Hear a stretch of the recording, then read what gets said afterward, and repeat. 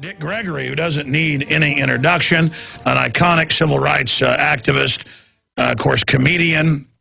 He was on the front line of the 60s during the civil rights era and has been fighting for freedom ever since then. Gregory has been arrested for civil disobedience several times and has activism has him to run for mayor of Chicago in 66 and for president in 68. In the early 70s, Gregory abandoned comedy to focus on his political interests, which widened from race relations to include such issues as violence, world hunger, capital punishment, drug abuse, poor health care. He was recently arrested with George Clooney outside the Sudanese embassy. So I respect Dick Gregory and know he's a really great guy who does care about freedom and who has a lot of courage. He's been on this show before. He's talked about 9/11, you name it. Now, I'm going to be honest, though, Dick, as for George Clooney, I want to believe that he means well, but the State Department people who are using him to push for a war in Sudan and other areas, I don't see that. Just to preface this here, so you know where I'm coming from, I don't see that as the West wanting to go in there to actually stop some of the brutal leaders who are abusing and killing Christians. I've been talking about that for a decade. Sure. I see it as a pretext, just like Iraq. We just saw Libya. That was a total pretext, you know, to go in there and take over. And now there's ethnic cleansing of the black Libyans by some of the Arabs. I mean, it's definitely worse than it was. I'm not saying Gaddafi was perfect, but he was building up all of Africa. And so when I see the State Department that supported that behind Darfur and you know, Sudan and all of this, I just find it suspicious. Now, you're there getting arrested, and I respect that. So tell us out of the gates why, you know, you're supporting what's going on there. I'm supporting what's going on there. Let me just back up for a minute. One of the most brutal lynchings in modern times, mainly because of the fastness of the news and television, was when James Byrd was lynched and dismangled by 3 white men in Texas. And because of the fastness and the conscience of people, they arrested the 3 whites that did it before they identified who the black man was. One of them was sentenced to a long sentence. The other 2 were sentenced to death.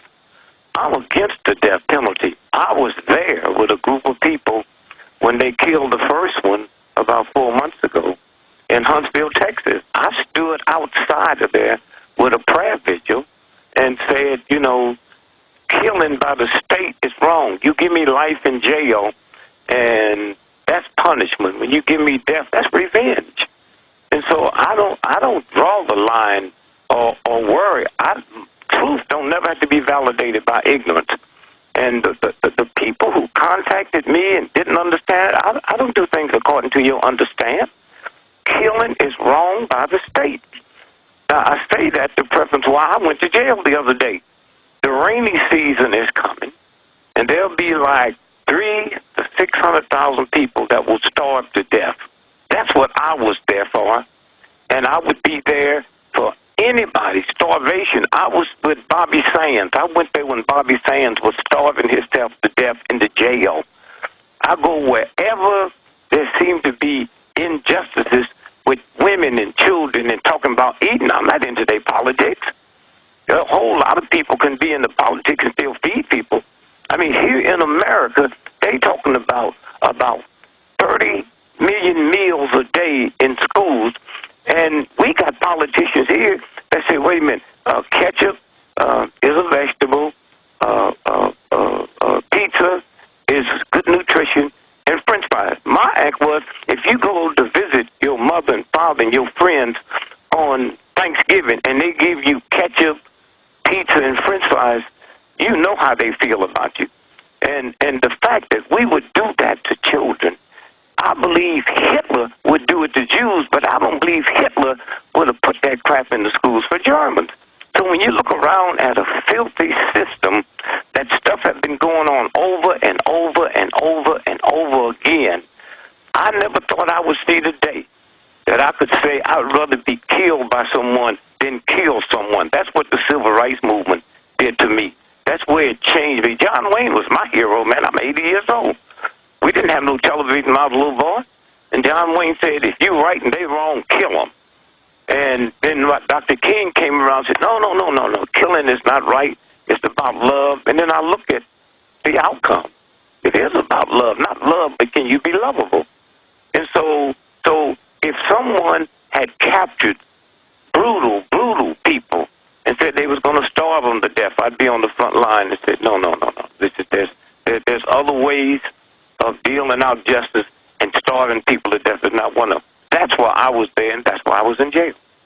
Well, let me just be clear. I only brought this up out of the gates because I had noticed that you'd been on the list of arrested people, and I know that you always get behind causes that you believe are good and just, and so I respect you.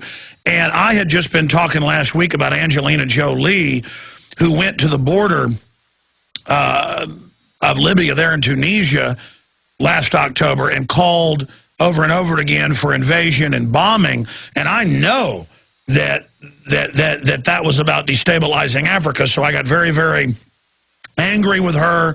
The UN's constantly caught doing evil things. I understand they talk about a bunch of good stuff they want to do, and then good people like yourself and others give them money, give them time, give them energy. And I saw George Clooney go up there and talk about how folks are flying over there in Sudan and then dropping bombs on the Christians, and I don't like that.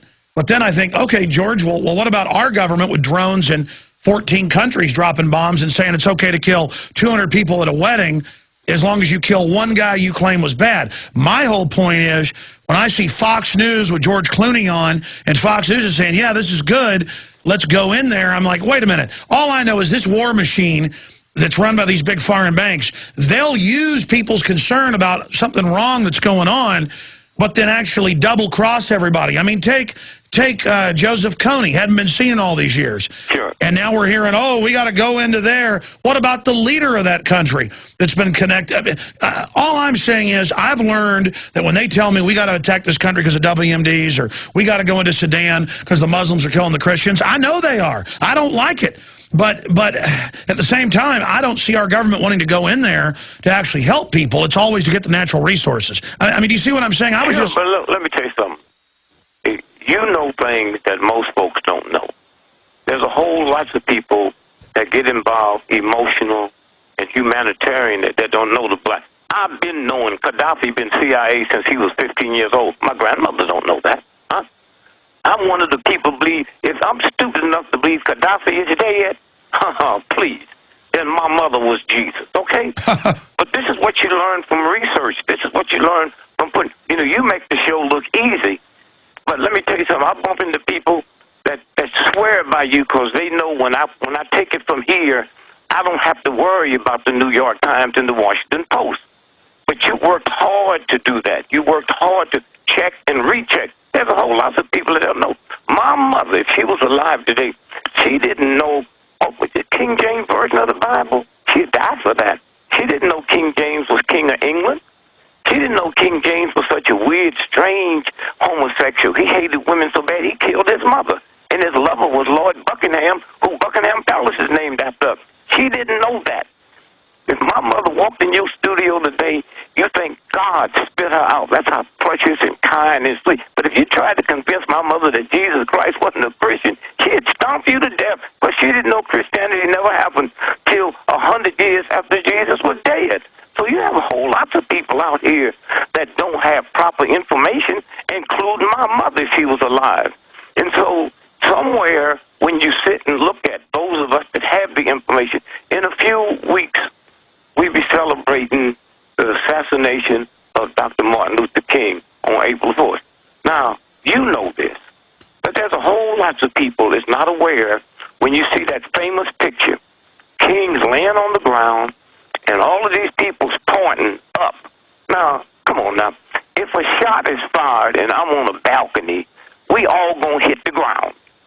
Now, nobody's going to get... How'd they know it wasn't going to be a second shot? And here's Dr. King laying on the ground, and nobody was saying, are you all right? What was it? So we see this, and we've been out there dealing with it for years. I'm the one that released the picture with Ron Brown, the Secretary of Commerce, with the bullet in the back of his head, and they couldn't deny it because... The coroner. They the ones brought the picture to me. couldn't deny it. But you think the New York Times, the Washington Post would run it? Not until I went to jail. Not till I went to jail on Christmas Eve did that story run. Wow, you know, we should talk about that. Absolutely, I just raised the whole point. So you think George Clooney really means well then? With the wait. I'm not getting into that. That's like somebody asking me, you think Dick Gregory mean well when he's standing there with this white Klansman that's fixing to get the lecture here? I'm not getting into that. No, the only reason I ask you is I was getting ready to do a whole video on George Clooney, and I'm really trying to find out whether I should go after him or not. Not for even getting arrested there, but for pushing for military intervention. I do think we should help the people of Southern Sudan. It's just that I just don't see... It's like the death penalty. We're going to break, but I want to come back and talk about this with you and get into Ron Brown, get into MLK, RFK, JFK, whatever you want to get into, because you're so well informed on it. All I'm trying to say is that it's like the death penalty. I believe somebody that murders a child, some serial killer, I want him to die. But I can't trust this corrupt government to carry out the execution, because that's an even greater danger. Dick Gregory's our guest. We'll be right back with him on the other side of this quick break. You can say what you want about Dick Gregory, but he really is an iconic figure. He was part of Wounded Knee while they were shooting the place up, from what I was reading. Thousands of rounds of ammo poured in there. He went in there to be peacefully stand with those that were under attack. I mean, he's been everywhere and done everything. They've got that Johnny Cash song, I've Been Everywhere, man. We got interrupted by the break, moving away from Clooney and Darfur and Sudan and, that whole nightmare situation over there.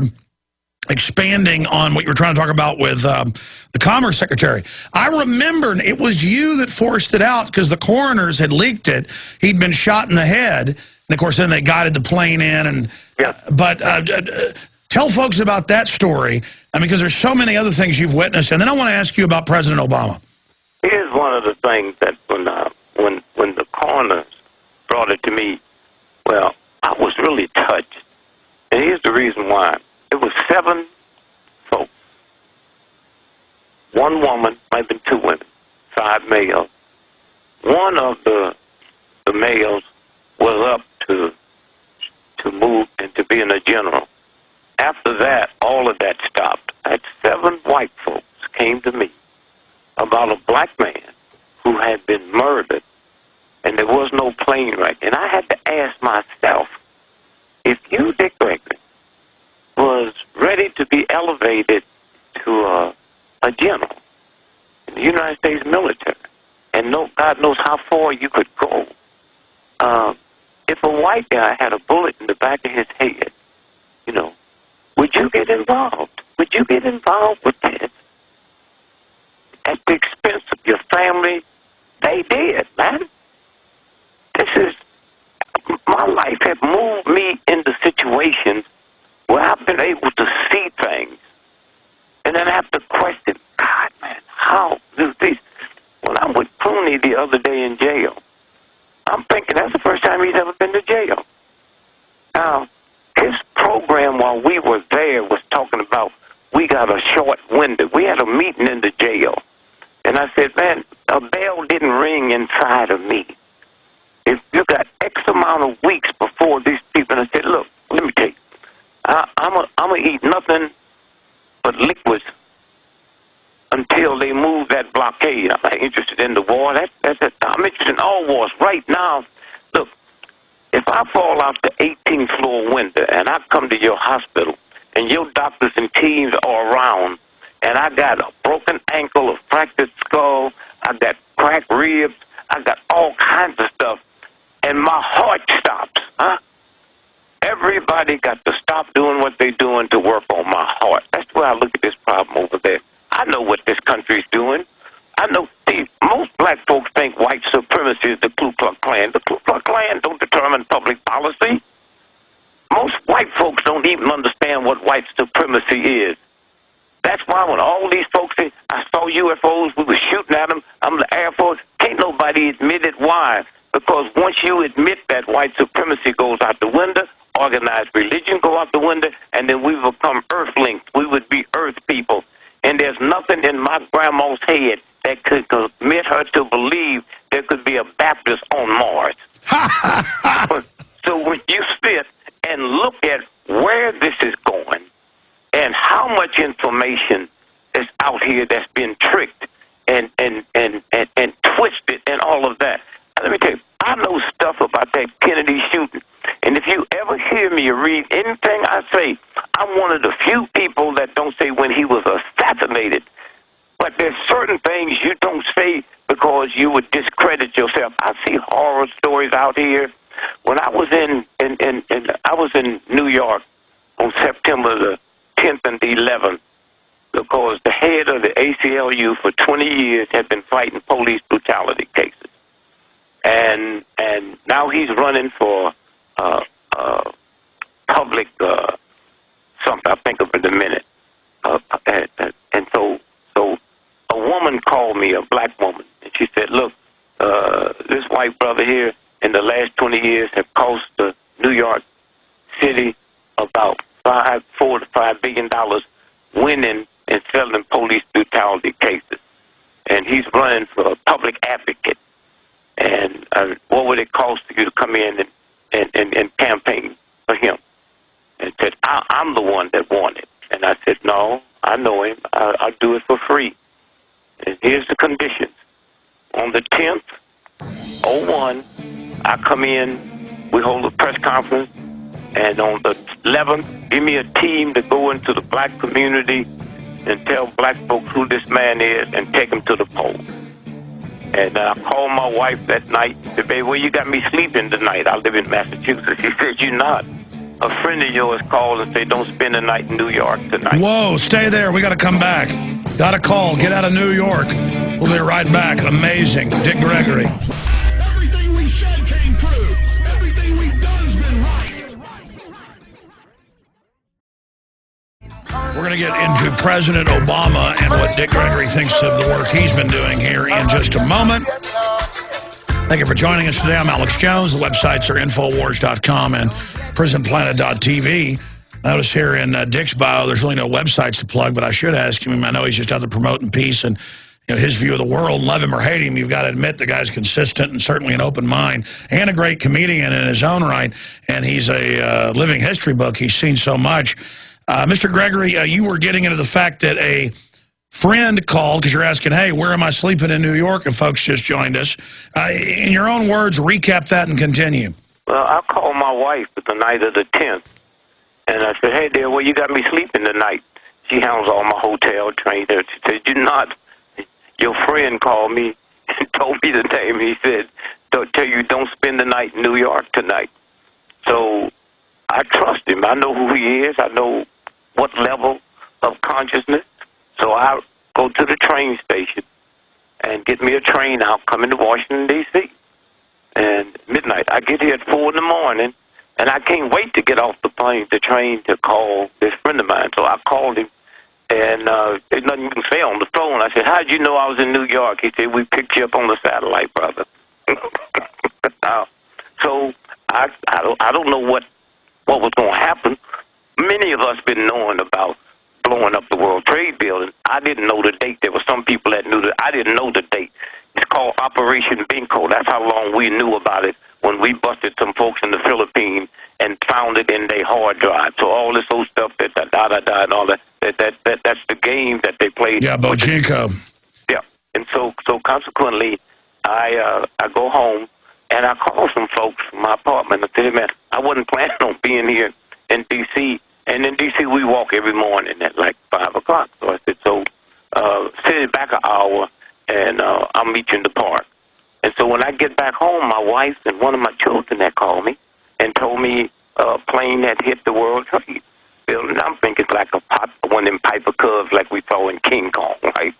And so while I'm getting dressed to meet them for a talk about a demonstration at the Capitol, I see the other plane hit the building. I said, oh. So now I call my friend who tipped me off, and I said, wow. And all he said is, you owe me one. You don't talk on the phone, right? And so now I start watching everything. Now I shut down. I called Leo and said, I'm out of circulation. I called a couple of researchers, said, put on every TV you got in your house and watch it. And then so all at once now, the second plane, the second plane hit. Now, I'm going to ask you a question, those of you that's listening. If you work for NBC or CBS or ABC, and you was the one that captured that picture of that second building being hit, you would have a Nobel, you would have a Pulitzer Prize, you'd make $40,000 a speech, and your name would be world-renowned. How come we don't know the person that took that picture? It's just simple deduction. How come we don't know the person that took that picture? Now I'm looking, and I know what to look for. I know when the stuff hits, you're dealing with people's emotions. You can put all kind of stuff down. Then you get the Pentagon. Okay, it got hit, right? Well, now let's look. The Pentagon, that plane came in 6 feet off the ground. How you going to have a plane doing 6 feet off the ground doing 450 miles an hour? That's impossible. You can't do that. But let's say it did. Now, if you know where the Pentagon is, and you move out from the Pentagon, you got the highway, and you keep moving, you got Arlington Cemetery. In order for a plane to hit the Pentagon, it's 6 feet off the ground, it had to come through Arlington Cemetery. There's not one tree or lamppost knocked down in Arlington Cemetery.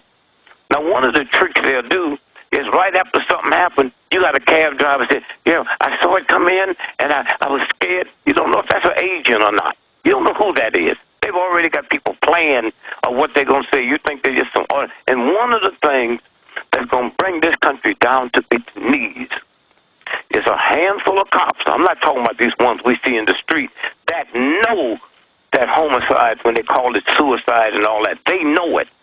And the news media knows it. I'm not talking about these reporters. I'm talking about the news media that put the tricks down and feel this out and say so-and-so saw this, they don't want their name done. And so when you sit and you look at that whole Pentagon, now here's another thing. There was 5 buildings, 0 to be hit, 5 places. The World Trade Building, the White House, the Pentagon, the Sears Tower, and the big bank out there in San Francisco. Now, here's something that's interesting. Now, if nobody knew this, then why is it that nobody evacuated Baltimore? I mean, you're going to hit the Pentagon and supposed to hit the White House, and all the government activity that go on in Baltimore and all the way up the 95th corridor. You got the space headquarters and all of that. Nobody evacuated that. Nobody evacuated Pennsylvania, Philadelphia. How'd you know? I mean, how did you know it was just going to be those?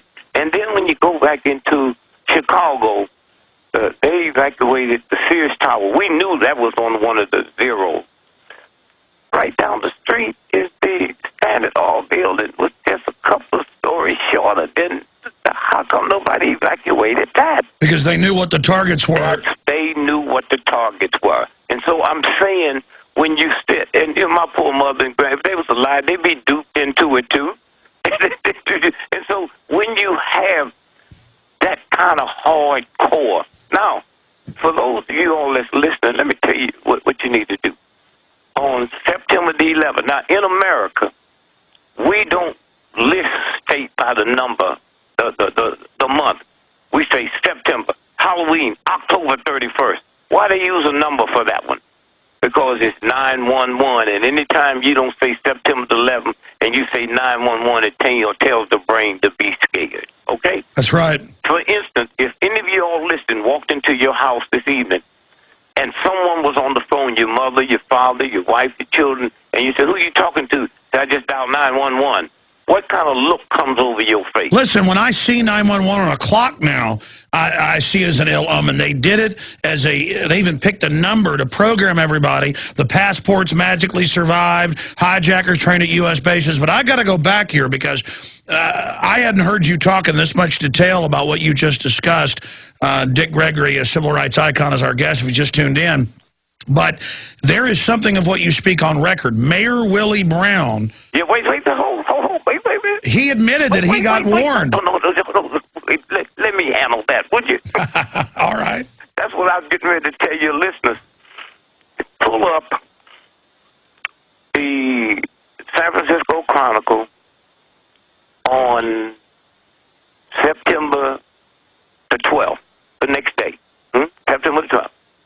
And that's where they had a front page story where Willie Brown had been told by his bodyguard not to take his flight into New York City that Tuesday.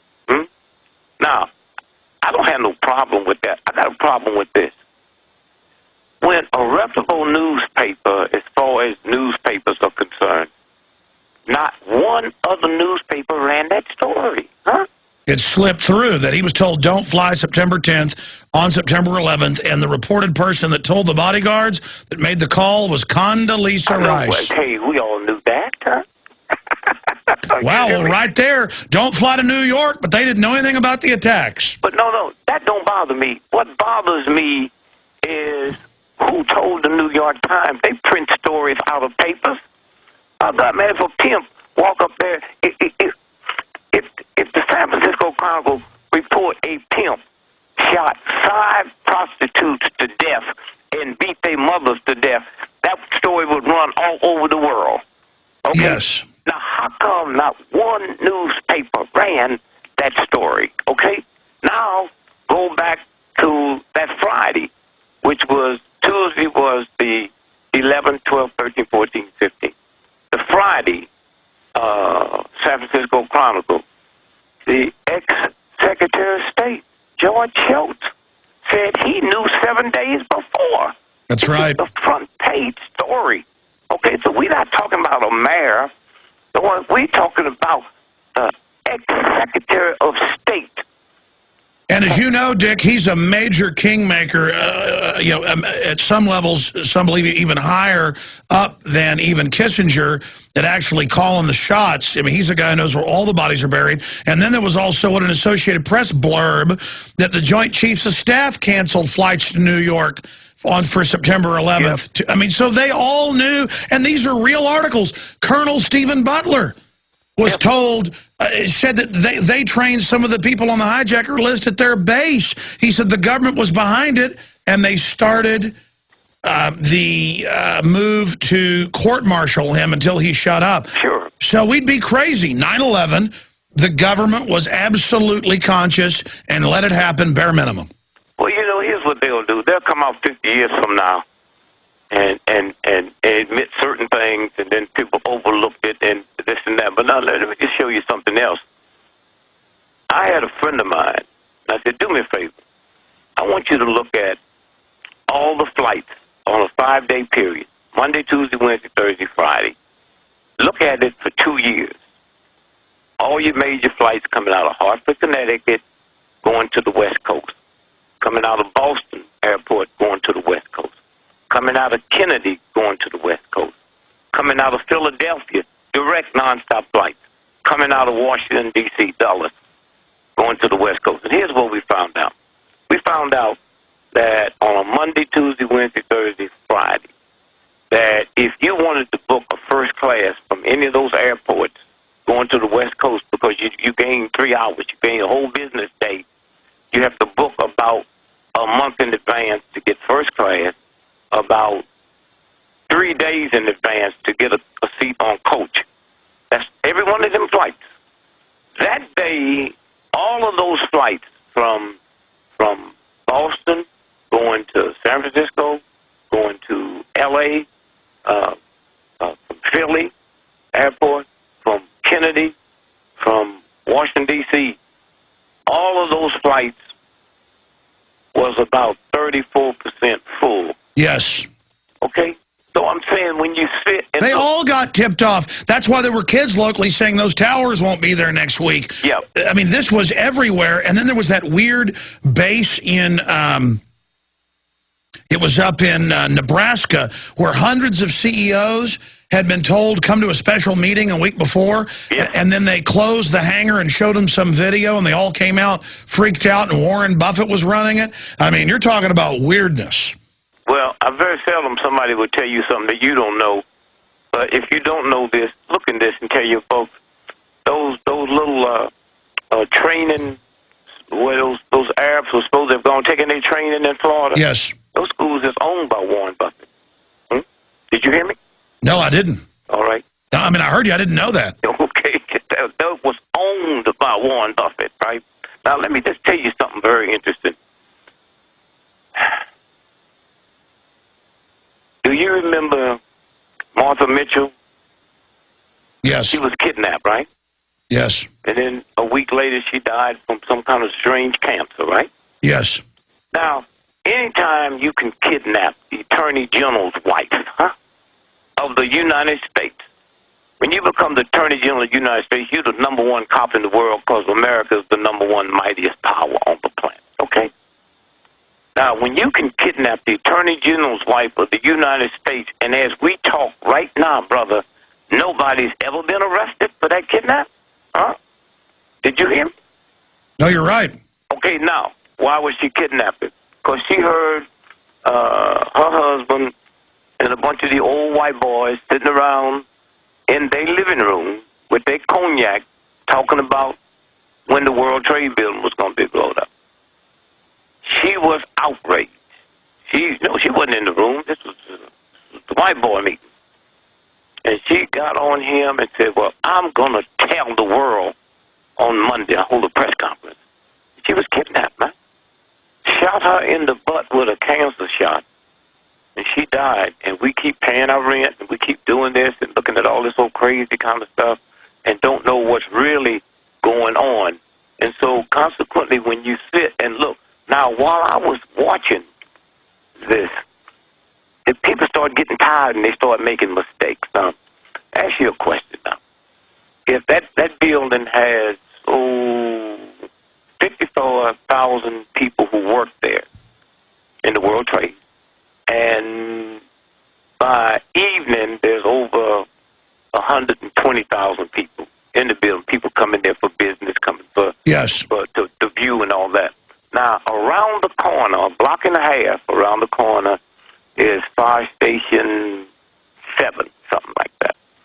They go there every day, year-round, a minimum of 50 times, maximum of 75. Why? Because if your smoke detector blow out, you can get a fuse and put in it. But because of the insurance on a building like that, the amount of people that's in there, you can't do that. You have to call the fire department, and they'll send someone there. You get a bill for it to put that fuse in and then clear that it's working, okay? So I'm going to say this again. That fire station, a block and a half company, go there a minimum of 50 times every day, a maximum of 75. On September the 11th, there was 343 firefighters killed. That's not counting the ones that was injured. That's not counting the cops. Just firefighters. Not one firefighter was killed and injured from number 7, a block and a half. Okay? A block and a half from the World Trade Building. Not one of those firefighters was injured or killed. Did somebody know something? I mean, firefighters came from all over the city, and many of them died or was injured right around the corner. Nothing. And so when you sit and you think about, how it works and how many... So I'm watching it. I'm looking at it because I know what they do. I'm looking at it, and I'm looking at it, and then they start getting tired. And then I heard CNN interview a guy, and he says, where were you when this happened? This was a day later. I said, well, I was, I'm going to school to be a first responder, and I got about 6 months, and then I heard this awful noise, and I started running towards it, and I open up this door, and I go in there, and there's about 100 FBI and Homeland Security people there. There. I said, what do you mean? I said, I wondered how they got there that quick. 2 days later, they was interviewing one of the guys from Homeland Security, and I guess he was just tired. He said, yeah, we sent a team in here 2 days before it happened so we could be in place. Yeah, that was Kennedy. And then he said, was a mistake. And later it was confirmed the whole drill that was used to cover up wiring the buildings was called Tripod 2. And they'd already moved out of all the buildings, their own offices, to run the drill from the end of the pier, blowing it all up. Well, unfortunately, we're almost out of time. And it was all this news I wanted to go over with Dick Gregory. But the time has gone so fast, and I promise you, it won't be 2 years till the next time he's back on. In fact, I hope to get him on regularly because he's such an interesting person. I've got to bring it up or folks will get mad because we've had the phone lines filling up saying, ask him about Obama. What does he think about Obama? What is your view? And I understand at the end of the day, I see it as positive that, America could elect a black president just because it shows some unity. But I see the system as doing it as a way to actually drive wedges in the final equation. And he's signing in martial law provisions, NDAA. All of this is happening. And he's able to do things Bush could never get away with because of the left cover. In the final equation, what do you think's going on with Barack Obama, Dick Gregory? Well, I'll put it this way. I was one of the ones that was thrilled while he got elected. I just said, wow, it's going to run so many people crazy. And we saw that happen on inauguration day when you have one of the most powerful men in the world, the Supreme Court, the Chief Justice. All he got to do is read 2 sentences and looked up and saw that black face and messed up. now nobody, we jump on a redneck for doing something, but when somebody with his power do it, we kind of ignore it and say blah, blah, blah. And so I'm so glad because it might, with all of the other stuff, I mean, am I living in a country where they telling me it is easier for a black person to be elected president than to be a senator? Are you telling me I got a black president, but I don't have a black senator? So it's a whole lot of stuff hooked around that. I was hoping that Herman Cain would have won the nomination for the Republicans, and then America would have 2 black men to pick from. One that they say is a genius, and the other one they made him come off looking like buckwheat. But let me tell you something about Herman Cain. I've been telling people for 2 years, watch a black man named Herman Cain, one of the brilliant minds on the planet. And people laughed when they saw the script they wrote for him. But let me tell you who Herman Cain is. Herman Cain was chairman of the Kansas City Federal Reserve. I know you knew that, right? Yes. Did you know that out of the 12 Federal Reserves in America, Kansas City was the first one? Did you know that? Well, yes, and I also know it's very, very powerful. And also, when you go to and see the movie or the play, The Wizard of Oz, do you know Oz? Do you know that's about the Kansas City Federal Reserve? Yes, sir, I did know that. Okay, that's how vicious they were, the wicked, wicked. And so we got to ask yourself, well, who is Herman Cain? And so when I sit and I look at what's going on and what's happening, my grandmother, you understand? See, what I have to be careful of is the way people treat celebrities. There's a whole lot of celebrities. You had a white boy that left his wife in the car, Beretta, and went back in to get his gun, and came back and she was dead, and nobody's asked him, why you carrying a gun? What, you took it in the restaurant? Did you check it, or did you take it? Is it normal to go in the restaurant, eat, take your gun, sit in a chair? Celebrity status. And when you look at Obama, he's a celebrity to a lot of young folks and to a lot of black folks.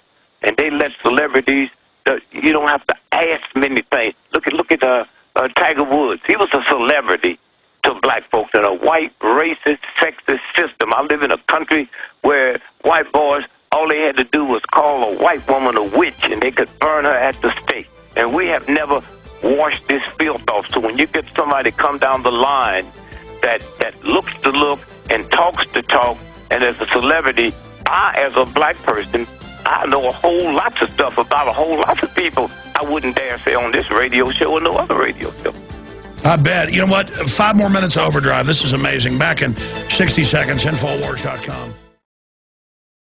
We were just talking during the break, and you were going off into Obama. Please repeat what you were saying, sir. I was saying, I knew many years before he was elected, we getting ready for a black president. When you got 4 movies come out of Hollywood showing black men as presidents, they weren't comedies. And the #1 TV show in the land was 24, a black president assassinated by the Secretary of State. So he really better keep his eye on Hillary. Please. Oh, yeah, Hillary, super bad news. So, I mean, you've had a chance to meet President Obama? No, I never. Look, if I was invited to the White House today, I wouldn't go because when you take all the things that I've said that go on in this country, and they would say, well, let me tell you about Dick Gregory. Here's what he said. No. He got his own problems. Let me ask you this, though. If you were standing before Barack Obama, because I know a lot of these presidents are just reading off teleprompters, but he's obviously a very smart guy, but he's following orders. I mean, if I was in front of Obama, I'd say, I understand that you're blackmailed, all these things, but you should really back up, back off all this corruption.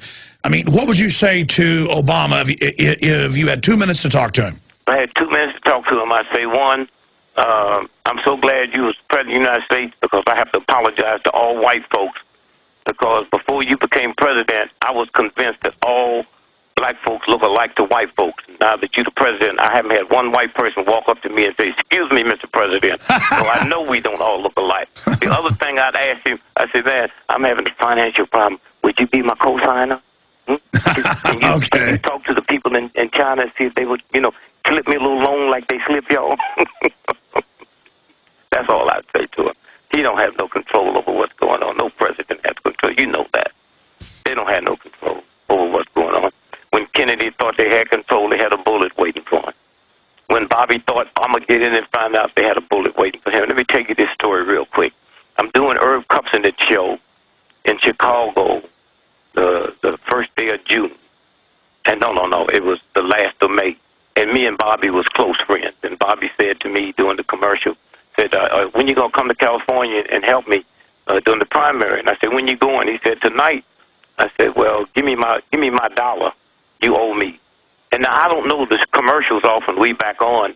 And Irv comes, what y'all talking about? I said, he owed me $1. And he said he's going to California tonight for the primary. And I'm telling him, nah, if he wins, he'll never leave there alive. Now, about 3 days after Bobby was killed, Irv Kupcinet called me and had the show. Said, Dick, you okay? I said, yeah, what do you mean? Come on, you can be honest with me. I'm your friend. Are you okay? I said, I'm okay. What do you mean? He said, Bobby, what do you mean? He said, well, the FBI came in here and ransacked my office and got that tape where you were saying what you're saying. And I said, no, they wouldn't dare come by my house. So that's the life I live, man. Wow. You know what? I've got to get you back on the show soon just to talk about the history you've witnessed. So the FBI wanted the tape of that radio broadcast where you were able to predict that they were going to kill him. So I can tell you, but I can never show you the piece of tape, right?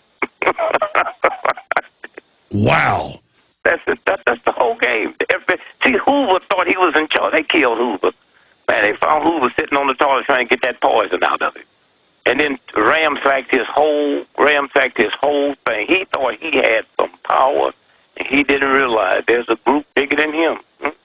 There's a group bigger than Queen Elizabeth. I don't have to tell you. You know, London is not part of Britain. You know that. The city of London within it is the ancient megabanks, and that's right. They are nasty, nasty. And you know, what's how nasty? You know, when Queen Elizabeth want to go into London, she got to get permission from the Lord Mayors. You know that, right? That's right. And you know, if they give her permission, she got to come in dressed as a servant, right? Yep. Okay, so we see they got us believing this one thing over. And let me take this last second to say this to you. There's certain people that's for capital punishment under certain hideous. Hold on. These breaks are pre-programmed. I want to stay there. This is amazing. What's up with these sorry politicians? Lots of bark. When it's showtime, whimpering like little shih tzus. You want big cuts. Ron Paul's been screaming it for years. Budget crisis? No problem. Got $1 trillion year one. That's trillion with a T. Department of Education? Gone. Interior, Energy, HUD, Commerce? Gone. Later, bureaucrats. That's how Ron Paul rolls. Want to drain the swamp? Ron Paul. Do it. I'm Ron Paul, and I approve this message.